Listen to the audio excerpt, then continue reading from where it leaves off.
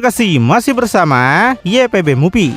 Piccolo melihat Kastil sangat tidak terlihat senang dengan mereka. Jadi kisah kita berlanjut dengan konfrontasi mendadak yang tidak terduga dari Dewa Tua Kastil dengan petarungnya sendiri Omni Pegito dan Dewa Naga Piccolo. Keduanya tercengang membeku di tempat saat mereka merasakan niat membunuh yang mengarah ke arah mereka dari pencipta mereka sendiri. Dengan pupil matanya yang sudah kosong, lebih dingin daripada yang pernah dia lakukan pada kedua orang ini sebelumnya, Kastil akan mengeluarkan kata-katanya. Dia ingatkan mereka punya kesepakatan dan sebuah rencana. Jadi jangan berpikir setelah semua yang dia berikan kepada mereka, semua pelatihan, semua waktunya, keahliannya, mereka benar-benar bisa menentangnya dan bahkan menjadi kaki tangan dalam kehancuran saudaranya sendiri. Jika seorang Angel Agung dilenyapkan yaitu Akobel, Kastil enggak akan membiarkan mereka lolos. Kastil tanyakan apakah mereka serangga benar-benar lupa apa artinya menjadi Dewa Tua. Dialah yang sudah menciptakan mereka, jadi jangan so merasa hebat di sini. Tiba-tiba rambut putih Kastil akan berdiri tegak saat dia meningkatkan kekuatan yang akan menyala terang, menyebarkan aura ke seluruh gua dan memberikan pencahayaan alami untuk seluruh tempat itu. Dan seketika ketika peningkatan kekuatan ini terjadi, kedua petarung itu akan terseret sedikit ke belakang karena mereka terpaksa menutupi diri mereka dengan cepat dengan kedua tangannya. Pegito merasa ini seperti Taioken. Jadi dia menyuruh Piccolo untuk menutup matanya sampai ini mereda. Dan pada pemeriksaan lebih dekat dari samping, mereka bahkan terpaksa menutup mata mereka juga. Kekuatan Kastil terus berlanjut dan mulai mengubah warna yang lebih merah daripada sekedar putih. Pegito nggak tahu apa yang sebenarnya Kastil pikirkan, padahal mereka bisa membicarakan ini baik-baik. Jika mereka mati, maka Kastil tahu turnamen ini sama saja dengan kalah. Akhirnya menyisakan Omni Pegito untuk mencoba berteriak, melewati kebisingan dan memulai semacam negosiasi. Kastil membalas melihat kata-kata yang keluar dari mulutnya, seolah-olah Pegito seorang Saiyan yang tidak berarti, memiliki sesuatu untuk dikatakan kepada Dewa Tua. Tidak ada yang harus dibicarakan di sini. Pegito diperintahkan untuk melakukan sesuatu dan Pegito malah menentangnya. Kastil tidak butuh ciptaan yang tidak patuh. Dan jangan lupa kalau dia tidak harus memenangkan turnamen ini karena dia hanya ingin Akobel saudaranya lah yang menang. Saat Kastil terus meningkatkan kekuatannya bahkan lebih besar lagi, kali ini dalam kemarahannya, kilat petir merah dan hitam yang misterius akan melesat ke segala arah. Sebuah varian kekuatan seperti milik Zeus sendiri, cuma berbeda warna. Kastil benar-benar putra Zeus. Pegito terkejut dan merasa ini tidak terlihat aman. Ini bergerak terlalu cepat. Dan mengintip melalui penjaganya, Pegito juga akan sadar karena sekarang yang datang langsung ke arahnya adalah salah satu serangan Kastil yang luar biasa. Dan dari Dewa Tua yang menggunakan kekuatan penuh mereka, ini kemungkinan besar akan mengakhiri hidup Pegito dan Piccolo. Tapi beberapa saat sebelum benturan, Dewa Naga Piccolo akan melompat tepat di depan Pegito dalam garis tembak seperti pengawal. Piccolo menerima beban penuh dari ledakan listrik di seluruh tubuhnya dengan giginya terkatup berteriak keras. Sementara Omni Pegito akan berdiri di belakangnya tercengang akan kesetiaan Piccolo pada dirinya. Hasilnya adalah ledakan raksasa yang akan meletus ke atas melalui gua hampir meruntuhkan semuanya di atas mereka. Tidak ada tanda-tanda Piccolo sama sekali di dalamnya saat api akan meledak dalam tornado. Efek setelahnya menunjukkan dinding yang dilumuri lava saat dinding gua itu sendiri secara singkat berubah menjadi cair. Pegito menanyakan apa yang baru saja dilakukan oleh Piccolo. Apakah dia baru saja mati melindunginya? Meninggalkan Omni Pegito kehilangan kata-kata, hanya bisa berpikir secara dalam saat mata serapim putihnya akan muncul untuk mencari Piccolo di dalam asap dan mencari tanda-tanda apakah Piccolo masih hidup. Tapi akhirnya Piccolo akan terlihat lagi di mana tubuhnya sekarang telah menjadi setengah daripada beberapa saat sebelumnya. Dengan kedua tangannya yang dia gunakan untuk menutupi dirinya, kini benar-benar hancur meledak sebagai ganti nyawanya. Darah ungunya sekarang mengalir di tubuhnya dan tumpah ke lantai. Omni Pegito sampaikan Piccolo sebenarnya tidak harus melakukan itu. Dia tanyakan apakah Piccolo baik-baik saja dengan tangannya yang hilang. Bisakah Piccolo menyembuhkan tangannya secara instan lagi karena Piccolo tidak bisa menjentikan jarinya. Membuat panik Omni King sesaat karena tentu saja sebelumnya Piccolo telah menjentikan jari untuk memberikan penyembuhan penuhnya. Tapi sambil menatap ke depan dengan kekuatan apa yang tersisa, Dewa Naga itu hanya akan berkata, apakah hanya itu yang Vegito pedulikan? Itu adalah sebuah keinginan yang dia buat dan dia katakan tidak butuh tangannya untuk itu. Seketika itu juga Piccolo akan menepati kata-katanya, di mana dia kembali pada kesehatan penuhnya. Tapi dia tidak terlihat lebih bahagia saat Vegito akan berkomentar dari belakang. Omni Vegito merasa bersyukur untuk itu karena dia tahu Piccolo bisa bertahan dari hampir apa saja. Tapi jangan berpikir Piccolo harus menyelamatkannya karena dia sudah besar. Sambil berbalik, Piccolo kemudian akan dengan cepat membungkam Vegito, mengatakan untuk cukup dengan kesombongannya. Piccolo katakan satu sambaran petir itu sudah cukup untuk membunuh salah satu dari mereka. Dan itu baru peningkatan kekuatannya. Piccolo sampaikan mereka tidak sedang melawannya. Ini sama bodohnya dengan saat mereka mengira bisa melawan Zeus. Jika Vegito tidak punya rencana kali ini untuk mereka, maka ini adalah momen selamat tinggal. Bicara tentang tekanan seketika membuat Vegito mengatupkan giginya dengan kesal. Karena di dalam hati dia tahu mereka sekali lagi berada di luar kemampuan mereka. Omni Vegito yang dikenal tidak pernah kalah ini kini benar-benar terpojok oleh satu dewa tua. Tapi kemudian Omni Vegito beritahu dia mempunyai satu rencana tersisa, yaitu melawan api dengan api menggunakan teknik satu dewa tua versus yang lain. Piccolo sontak terkejut saat Omni Vegito kemudian akan mengeluarkan sesuatu dari sakunya. Dan dari semua hal itu adalah jam pasir yang diberikan kepadanya oleh Kronoa. Benda yang sama yang dia gunakan dengan timnya untuk berlatih pada awalnya. Vegito segera melemparkan benda itu ke belakang hingga sebuah portal terbuka di belakang mereka. Di saat itulah Omni Vegito akan berbalik dengan cepat, bergerak mengajak Piccolo yang nampak akan mulai mengikutinya untuk kabur. Mengejutkan Kastil sesaat dengan keangkuhan tindakan mereka. Dia katakan mereka tidak akan bisa pergi kemanapun dengan portal tersebut. Dengan Vegito dan Piccolo sekarang berlari penuh mencoba mencapai portal yang hanya berjarak beberapa meter. Kastil tegaskan jika mereka menentang Dewa Tua lagi, mereka berdua tidak akan bisa pergi kemanapun. Tepat pada saat itu, petir merah Kastil akan menguat saat di telapak tangan kanannya, sebuah bola energi yang sangat mematikan akan tercipta dalam sekejap. Bola energi itu siap untuk memusnahkan kedua petarung yang hanya beberapa inci dari pelarian. Namun, sebelum dia sempat melepaskannya, sesosok bayangan gelap misterius akan muncul tepat di depan matanya. Sebuah siluet hitam yang menyerupai Genesis sendiri, tapi dengan mata kuning yang bersinar bukan hijau. Dan sayangnya bagi Kastil, momen gangguan singkat itu akan cukup bagi Omni Vegito dan Piccolo untuk dapat melarikan diri. Dan portal itu akan segera tertutup di depannya dengan cepat. Saat menatap ke depan dengan matanya yang kosong melebar, Kastil tampaknya akan segera tahu persis siapa itu, yaitu adalah Zeus ayahnya sendiri. Zeus menyuruh Kastil jangan bodoh karena dia membesarkannya lebih pintar dari ini. Dewa tua Zeus sekali lagi mengganggu dan campur tangan dalam kehidupan Omni Vegito. Sekali lagi, Zeus menyelamatkannya dari kehancuran total saat Kastil yang marah hanya akan berteriak. Kastil meminta ayahnya minggir dari jalannya dan dia tidak akan membiarkan ini. Dia tanyakan apakah Zeus pemimpin para dewa tua atau bukan. Kastil beritahu mereka adalah petarungnya sekaligus ciptaannya. Zeus tidak memiliki kekuasaan atas mereka menurut hukum Zeus sendiri dari para dewa tua. Jadi dia nggak ingin Zeus mencampuri urusan pribadinya ini. Tapi dengan tetap tenang sama sekali tidak emosional seperti putranya, Zeus hanya akan menjawab petarungnya mungkin berada di bawah kekuasaannya dan berada di multiverse Kastil. Tapi sekarang mereka dan Kastil sedang berada di dunianya. Di multiverse ini aturan Zeus berlaku. Dan aturan nomor 1 dari turnamen ini adalah tidak ada petarung yang boleh mati di luar arena pertempuran. Jika mereka mati dan siapapun yang melakukannya, maka mereka akan mati bersama.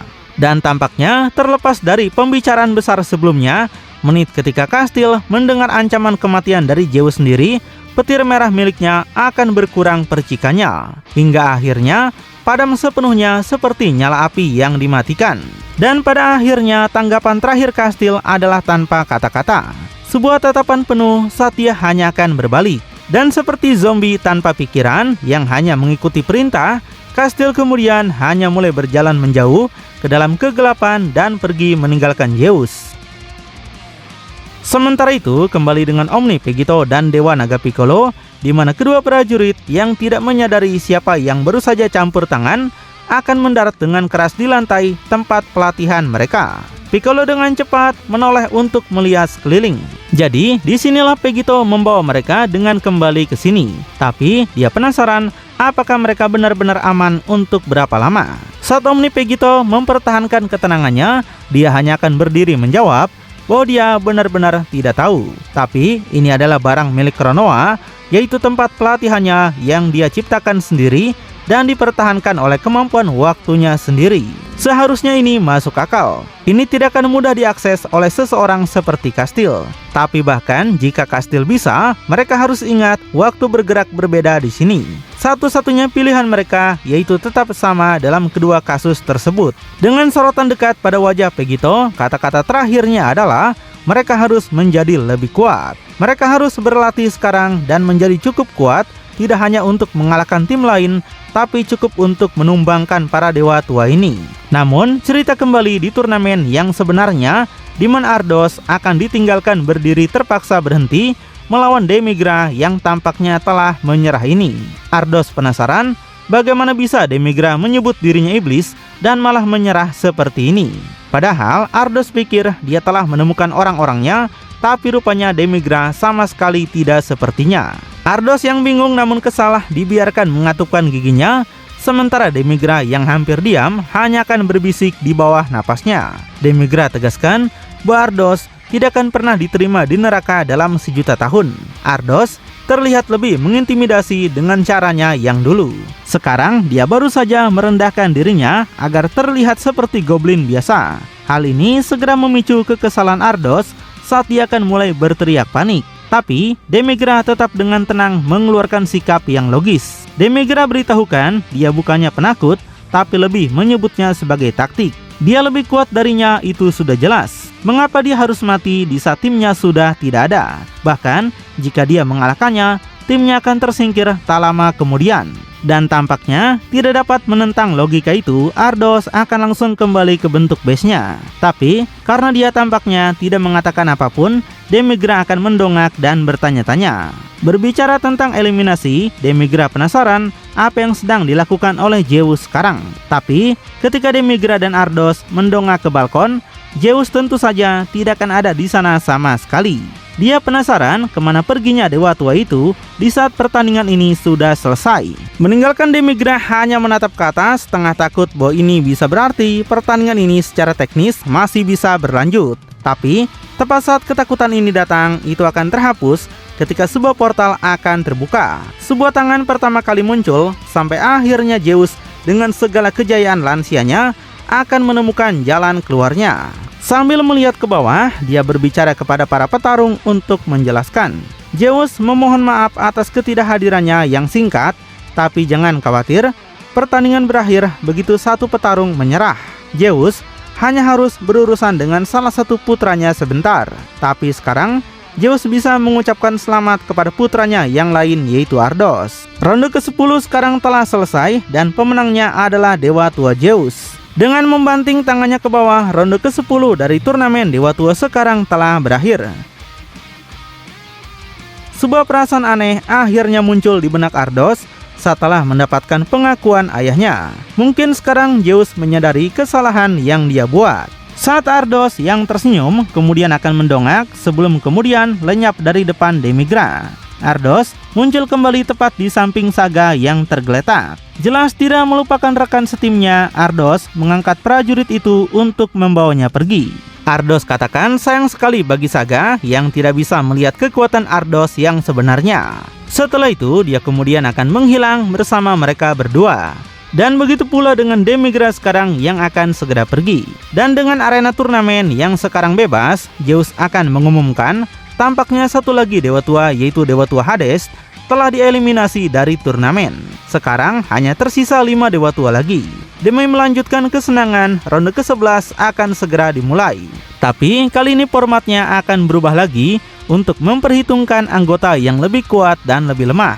Mereka akan menyelenggarakan pertarungan 3 lawan 3. Setiap kontestan akan bertarung 1 lawan 1. Tim dengan kemenangan terbanyak yang memenangkan ronde ini. Pilih petarung mereka dengan bijak dan pilih posisi mereka dengan lebih matang. Dengan hanya tersisa 5 tim, setiap kemenangan akan sangat krusial. Tapi sambil menguap, jelas tidak ambil pusing, Hera akan tetap berkata terserah. Dia nggak peduli dengan apapun yang membuat Zeus senang. Jadi Hera menantang, bagaimana kalau Zeus panggil namanya lagi saja supaya dia bisa secepatnya menang. Tapi Kronoa dengan ekspresi yang sangat berbeda hanya akan bergumam pada dirinya sendiri. Lebih banyak aturan baru, lebih banyak jenis pertarungan baru. Dia penasaran mengapa orang tua ini tidak bisa setia pada satu hal saja. Apakah ada semacam keuntungan dari ini, atau apakah Zeus mencoba merugikan orang lain? Tapi ketika Zeus tersenyum, tampaknya 2 lawan berikutnya akan menyenangkannya lagi saat dia akan berseru. Karena ini hari keberuntungannya, Zeus penasaran bagaimana peluang ronde berikutnya. Sambil membanting tangannya, Zeus katakan, pertandingan selanjutnya adalah Dewa Tua Akobel melawan Dewa Tua Zeus. Secara luar biasa, Zeus akan terpilih sekali lagi. Tidak hanya itu, terpilih untuk bertarung melawan putranya sendiri. Orang yang datang untuk merebut tahtanya berdasarkan semua yang kalah di sini akan mengamankan dirinya secara pasti. Dan pada akhirnya, setelah nama-nama ini dipanggil, jauh di tempat yang lain, 2 sosok akan berdiri di puncak gunung. Itu adalah sosok Akobel sendiri yang akan segera tahu ada sesuatu yang terjadi bahkan tanpa mendengar kata-kata yang keluar dari Zeus. Sambil menolehkan kepalanya pada kastil di belakangnya, dia akan mengeluarkan kata-kata sederhana, yaitu sepertinya waktunya sudah tiba. Kastil mencoba mempertahankan ketenangannya sekarang dan berkata, ayah mereka sengaja melakukan ini. Jelas Zeus telah menentukan urutan pertarungan ini sepanjang waktu. Zeus tahu menghadapi dan mengalahkan Akobel di sini akan membuat hidup Akobel berakhir. Zeus menyaksikan dia bertarung dengannya dan mengalahkannya hanya agar dia bisa mengukur apakah dia bisa melakukannya juga. Ini selalu menjadi permainan Zeus sejak awal.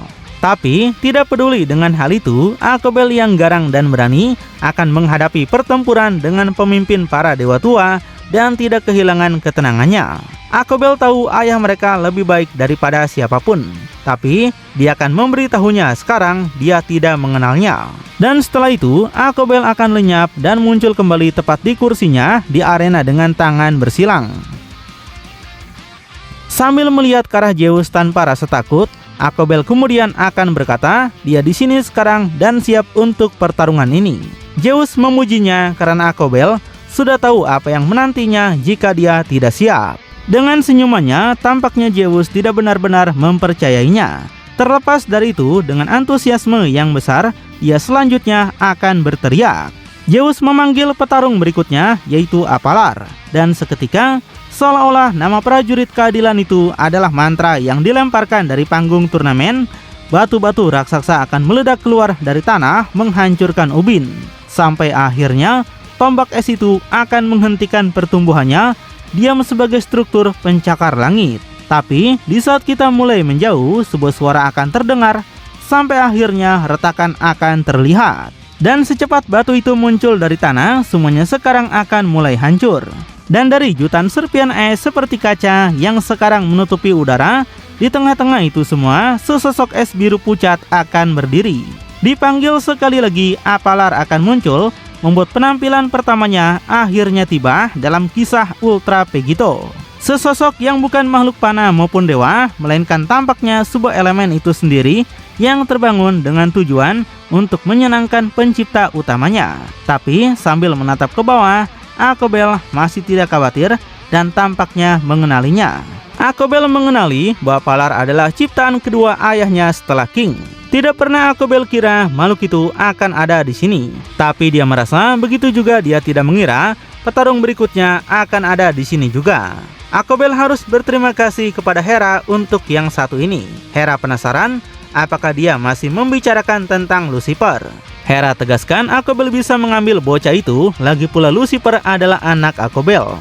Hera akui Akobel sedikit lebih baik daripada Kronoa yang langsung mencuri Pegito itu. Hera nggak peduli lagi dan merasa beruntung dia sekarang punya banyak pembunuh dewa yang identik. Tapi Akobel katakan petarungnya bukanlah Lucifer. Akobel katakan ketahuilah ini, petarung ini datang kepadanya bukan sebaliknya. Dan dia telah menjadikannya seperti dia sekarang. Petarungnya menghabiskan lebih banyak tahun di multiverse-nya daripada yang pernah dia habiskan di dunia Hera. Hingga kemudian sama seperti tornado api, itu akan perlahan muncul di panggung dari udara tipis. Warna orange dari api dengan nadanya yang sangat familiar. Apalar meremehkan, apakah Akobel benar-benar percaya ini cukup untuk melawannya? Tapi dalam apa yang sangat mungkin menjadi pengungkapan mengejutkan, petarung paling tidak terduga untuk Akobel tidak lain adalah Son Goku. Goku yang tampaknya diambil dari multiverse Hera telah datang untuk menjadi petarung Akobel sendiri. Dengan aspek mengejutkan dari dirinya adalah betapa tidak mengejutkan penampilannya. Dia terlihat seperti Goku biasa yang kita lihat di Dragon Ball Super, tapi dengan aura yang sedikit berbeda. Kata-kata pertamanya adalah dia akhirnya sampai di sini. Ini adalah waktunya untuk menyelesaikan masalah dengan Vegito. Dan saat ini Hera akan terlihat bingung, menggaruk kepalanya dan bertanya-tanya siapa sebenarnya itu. Hera mengatakan bukankah dia punya banyak sekali versi Goku seperti ini, tapi di mana sebenarnya yang satu ini berasal? Jika ada yang kuat yang tersisa, Hera pasti tahu dan sudah pasti sudah menemukannya. Tapi Goku akan mulai menjelaskan jika mungkin dia masih di sana, dia adalah Goku yang pernah ada di multiverse-nya pada satu titik sampai dia terpaksa melarikan diri. Melarikan diri karena pembunuh dewa terkenal yang dikenal sebagai Vegito datang dan menghancurkan segalanya dan menyerap sisanya. Segala yang Goku cintai, bahkan putranya Gohan diserap oleh Vegito. Goku juga seharusnya menjadi korban terakhirnya, tapi dia lari. Dan untuk pertama kalinya Goku merasakan perasaan takut dan kabur. Ini bukanlah Frieza, bukan Cell, tapi itu adalah seseorang yang dia tahu memang tidak seharusnya ada di sana. Goku berhasil menggunakan Sun Kanido, tapi dia tidak menentukan ke arah mana untuk pertama kalinya. Teleportasi membawa Goku ke suatu tempat yang dia kira tidak mungkin, yaitu sebuah multiverse baru. Ini tampak seperti dongeng karena Goku bahkan tidak bisa melakukannya lagi. Itu seharusnya tidak terjadi, tapi rupanya malah berhasil. Goku tidak tahu pada awalnya. Dimanapun dia dibawa, tempat itu memiliki rumput dan tanaman yang cukup mirip dengan bumi. Awalnya Goku pikir dirinya pergi ke sisi lain planet ini untuk memulai. Tapi saat itulah Lord Akobel menemukannya dan Goku menceritakan kisahnya kepada Akobel. Dan sebagai imbalannya, Akobel memberitahu kebenaran bahwa dia telah meninggalkan multiverse Hera dan memasuki miliknya sebagai manusia panah pertama dalam sejarah yang melakukannya sendiri. Akobel melihat potensi dalam diri Goku dan tahu apa yang ingin dia capai. Dan setelah memberkatinya dengan masa muda yang abadi, Akobel meninggalkannya untuk berlatih sesuka hatinya di tempat di mana waktu bergerak berbeda. Sebuah peningkatan besar untuk ruang waktu hiperbolik. Sekarang usia Goku sudah lebih dari 10.000 tahun dan dia juga 10.000 kali lebih siap untuk melawan Vegito daripada sebelumnya. Bagi Hera itu adalah cerita yang menyenangkan, tapi yang dia dengar adalah Goku hanyalah prajurit miliknya. Jadi Hera tanyakan bagaimana ini bisa diizinkan oleh Zeus. Bagaimana ini bisa mewakili Akobel atau Kronoa jika semua yang mereka miliki telah diciptakan oleh Hera. Tapi Akobel akan dengan cepat merespon dan mengingatkan Hera bahwa Goku datang ke alamnya atas kemauannya sendiri. Dan Hera tahu aturannya. Begitu seorang manusia panah memasuki tempat dewa tua, mereka sekarang berada di bawah aturan dan kepemilikan dewa tersebut. Dan seperti yang dia katakan, lagi pula Goku ini menghabiskan 30 tahun di multiverse Hera dan 10.000 tahun di multiverse Akobel. Karena itu, Akobel menjadikannya seperti dia hari ini. Tapi Zeus yang sepertinya tidak peduli dengan dari mana Goku berasal, kemudian akan membanting tangannya ke bawah. Dan seketika Goku dan Apalar melihat sambaran petir kuning khas akan menyambar tepat di tengah-tengah kedua prajurit tersebut. Dan seantusias yang mereka harapkan dari varian Goku manapun, seketika bahkan dalam bentuk base, Goku kemudian akan merangsek menyerang. Tapi pukulannya mendarat dengan suara tumpul, tidak memberikan efek apapun bahkan saat benturan. Goku yang merasa butuh lebih banyak kemudian akan dengan cepat berubah menjadi Super Saiyan. Rona emas dari auranya memberikan kehangatan yang familiar. Sampai kemudian Goku meluncurkan rentetan pukulan berulang pada makhluk itu yang berdiri diam. Apalar katakan, Zeus memanggilnya hanya untuk ini dan merasakan ini sungguh menarik. Barangkali yang satu ini hanya membuatnya bermain-main. Meninggalkan makhluk yang tadinya tenang ini untuk sekarang tersenyum saat hujan pukulan bertenaga Super Saiyan akan menyerangnya terus. Dan langkah Goku selanjutnya adalah datang mengayun dengan kakinya ke belakang, tapi dalam bentuk Super Saiyan 3. Apalar merasa Goku sekarang lebih kuat daripada yang dia kira. Tapi karena tendangan ini juga tidak akan mampu menggerakkan Iceman, bahkan 1 cm pun, meninggalkan Goku dengan beberapa pemikiran mendalam. Karena itu, Goku ingin melewati beberapa bentuk khusus karena dia merasakan ketidaksabaran dari makhluk itu. Dan karena aura aneh akan mulai muncul di sekelilingnya, sekarang giliran Goku yang akan penuh dengan senyuman. Karena sekarang, Goku seketika berubah bentuk menjadi Ultra Instinct yang dia kuasai dengan rambut putih dan mata peraknya. Goku akan kembali menyerang dengan pukulan yang jauh lebih kuat. Dan tampaknya Apalar juga akan mengetahui hal ini sendiri karena dia akan cepat bergerak untuk menghentikan salah satu serangan Goku untuk sekali ini. Goku sadar, jadi disinilah segalanya menjadi agak rumit untuk makhluk itu, dan ini adalah informasi yang bagus untuk diketahui. Tapi karena Goku akan senang dengan ekstraksi datanya, Apalar akan cepat menggerakkan lengannya dan melayangkan pukulan terakhirnya. Tapi hanya agar gerakan Goku bekerja dengan sempurna, menghasilkan bayangan saat Goku akan menghindar. Goku meminta maaf, tapi celah makhluk itu terbuka. Ultra Instinct Goku nampak akan berhasil melepaskan sebuah serangan balasan tepat ke tulang rusuk Apalar. Dia melompat mundur segera untuk kemudian mendapatkan jarak. Dengan makhluk itu secara mengejutkan sekarang akan ada beberapa retakan yang terlihat meninggalkan sang Iceman untuk mengakui Goku. Makhluk itu baru tahu jadi Goku tadi hanya bermain-main dengannya. Dia akui Goku kuat, tapi makhluk itu menyarankan Goku untuk benar-benar menunjukkan apa yang benar-benar bisa Goku lakukan. Karena pada akhirnya Apalar akan menunjukkan padanya apa yang bisa dia lakukan juga. Goku menjadi suka itu dan merasa Apalar pasti sangat kuat. Persis apa yang telah dia tunggu-tunggu. Jadi Goku akan memberikan apa yang makhluk itu inginkan dan beri dia waktu sebentar. Di saat Goku mengatakan ini, seketika rambut putihnya akan berdiri seperti dia berubah menjadi Super Saiyan sekali lagi.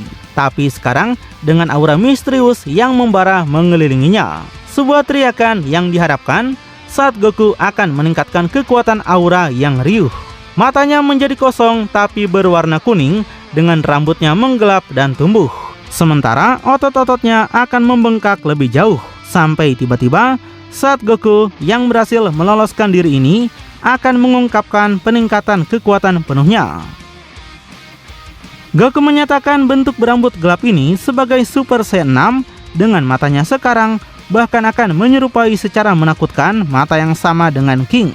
Ras pertama yang konon diciptakan Zeus sendiri yang menjadi dasar bagi semua Saiyan setelahnya. Goku versi ini entah bagaimana telah kembali ke akar sepenuhnya.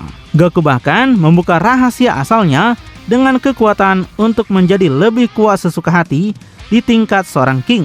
Dengan keterampilan dan keuletan Son Goku yang sudah berlatih 10.000 tahun ini, dia sekarang memiliki mata seperti Vegito yang sudah menyerap King. Ditambah dengan Super Saiyan 6, sontak membuat Zeus sendiri bahkan terkejut melihat hal tersebut. Apakah Zeus merasakan sesuatu yang tidak diketahui banyak orang? Dan seberapa kuatkah kekuatan Goku yang ingin membalas dendam pada Ultra Vegito ini sebagai kuda hitam tim Akobel? Kita akan segera tahu kelanjutannya minggu depan ya. Makin penasaran? Tonton kelanjutannya di channel YPB Movie, channelnya anime bapak-bapak.